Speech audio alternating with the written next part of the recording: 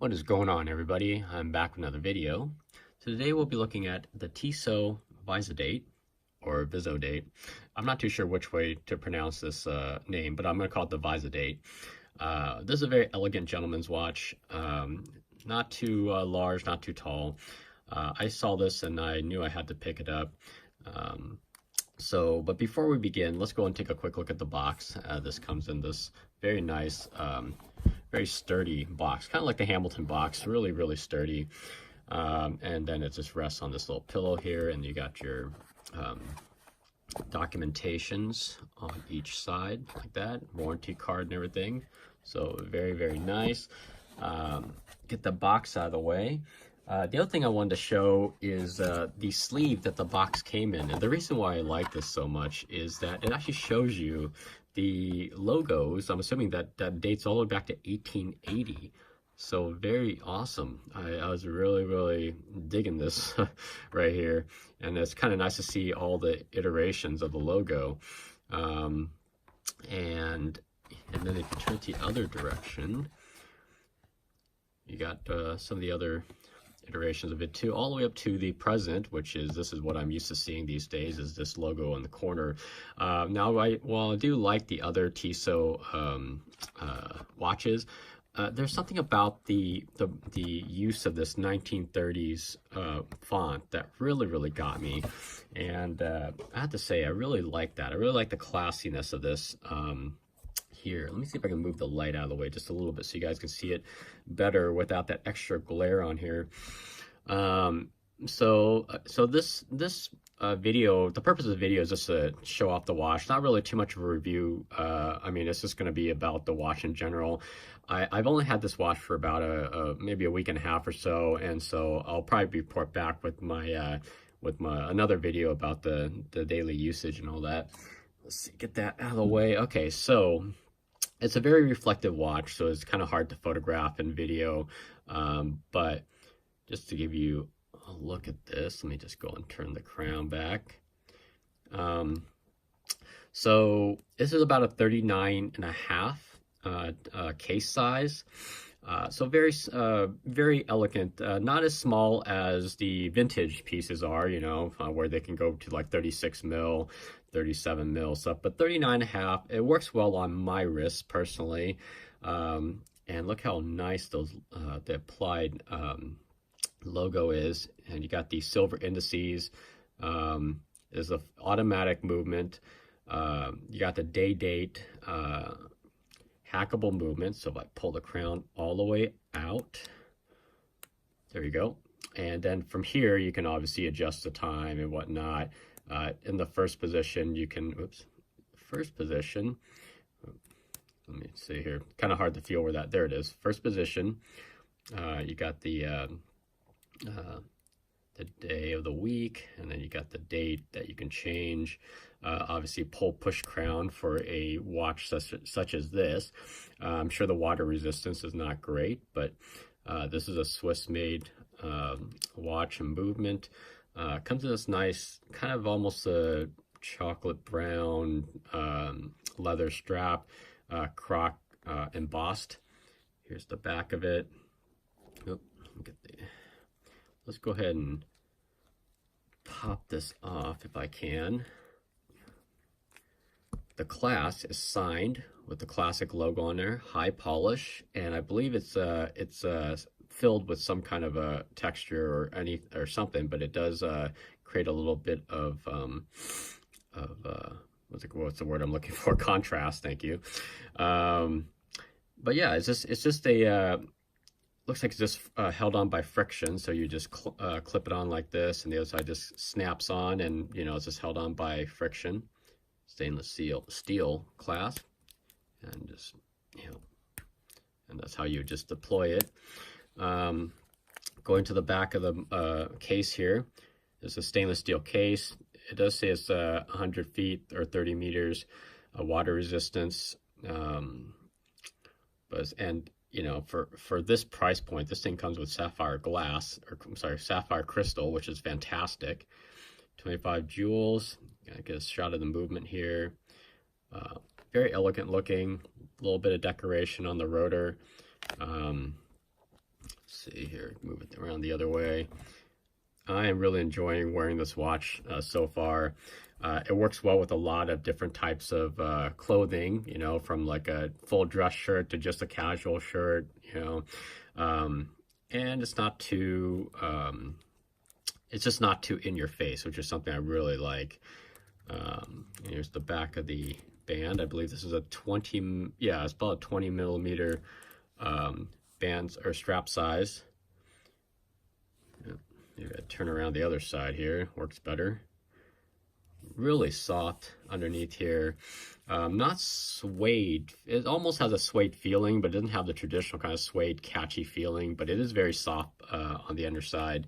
Nicely stitched, just nicely done. This is my first Tissot watch, and I have to say I'm really impressed so far. The casing is absolutely beautiful. I think it's all polished. I can't see a single part of this case where it's actually brushed. Well, maybe let's see here. Maybe this part here is slightly brushed, but otherwise the rest is just high polished. It's just an eye-catching piece and very, very elegant, as I've stated. They also make another version, which is a black dial, silver case, black strap. And I did look at that in the store as well, and I really, really liked it a lot. But however, this white dial version just really sets it off for me. I really like the way this one looked in particular, so I had to pick this one up. So pricing goes, if you go to this in-store brick and mortar store, you're probably looking around $650, you know, 600-ish, 650, I'm assuming. Online, you can find these between like $325 and $450 or so. So you're going to be saving a lot more money online. But I prefer to go into watch shops to try my watches on, to see how it looks on my wrist and everything. And so I don't know. So that's just me. I'm just a weirdo like that. But I really like... I just like doing that. Just kind of like clothing. I don't really buy clothing online purely because I don't really know how it's going to fit. The indices, the needle, the seconds hand, sorry, the needle, the seconds hand, and the hour and minute hands are all in this high polished. Even the applied logo is all high polished, and it's very reflective, and it works well on the white dial. On the black dial, it has a high contrast, and again, it looks really, really nice. The winding is smooth, and I believe you can hand wind it. Yeah, you can hand wind it as well. A lot of good kind of depth and structure to the dial. You can see the crystal rises above ever so slightly there. It is slightly domed, so it is taller, as you can see here. Let me see if we get my hand behind it here. So you can see it is slightly domed, and I really love how the case is angular. It's curvy and angular. It's kind of weird to say that, but I love it how it just straight up angles like that, and it angles down like this, kind of like a trapezoid, and then the nice curvature of the dome crystal there. It's just really elegant piece. I just really like the way this one looks and feels. All right, so let me go and pop the strap back in really quick, and I will pop it on my wrist for you guys. Give me just a moment. Okay, here it is on my wrist. I got about between a 6.5 to 6 3/4 wrist, so it's not a very big wrist at all. But you can tell it wears really nicely. The straps are not overly long like most other watches I've owned, where you get this excessive, you know, strap that comes all the way up past here. You know, again, like I said, I don't really have a large wrist. These straps are, I think they're perfectly fine because I'm actually on the last hole. That's how small my wrists are. But I mean, you can use it all the way up to here. So it's going to support a larger wrist very, very nicely. You're not going to have excessive amounts of strap left over. And I like this because I don't, even on my small wrist, I don't have excessive amounts of strap left over. So this is beautiful. It's very nice the way it fits me. And then a little bit of play here, just because I don't like to wear my watches extremely tight on my wrist. I just, you know, just cuts off my circulation. Plus I hate that little sweaty mark underneath or underneath the casing. So I kind of like to wear it a little bit loose like that. And so it occasionally falls past my my wrist or, you know, whatnot. But anyways, you can see the 39.5 case size really kind of fits my wrist a little bit better. The lug to lug is getting a little bit wide here, but either way, it still works relatively well. Still a lot better than my Seiko Samurai, which is massive, but at least the lug to lug is decent.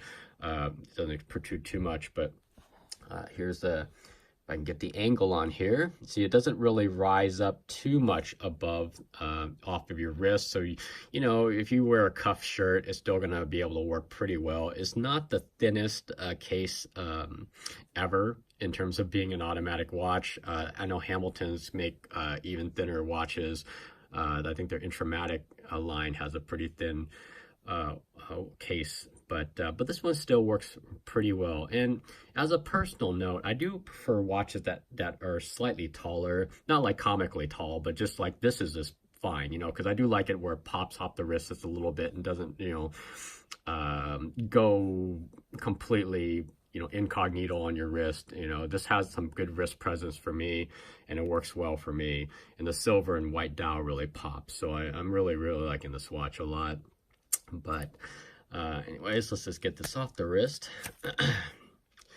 So I guess the only thing, if I had a critique right off the bat on this short time that I've had it, would be the actual clasp itself. While I do really like the friction clasp here, if you accidentally pull on it, it does just pop off rather easily. So that's why you got to use every single strap keeper on here. But I kind of wish it was one of the ones that actually had a double, the button, you know, clasp where it's a double butterfly. It'd be really nice. I may just upgrade this clasp instead, because I do have a double butterfly clasp that has a button deployant, and that, I guess, you know, it might just work better. I'm not too sure yet what I'm going to do, but so far it's been fine. I mean, it just, it hasn't fallen off or hasn't unclipped on me. It seems to hold on pretty well. I guess maybe it's just more of a psychological thing for me, possibly, but either way, it works well. So I love that exhibition case back. Just absolutely beautiful. Okay, so here it is, one last shot of it. There's obviously no lume on this because the type of watch, not a diving watch, you know, and it's just not that kind of a watch. All right, well, if you guys have any questions or comments, please leave it below. Aside from that, take care, have a nice day, and I'll catch everybody on the next one.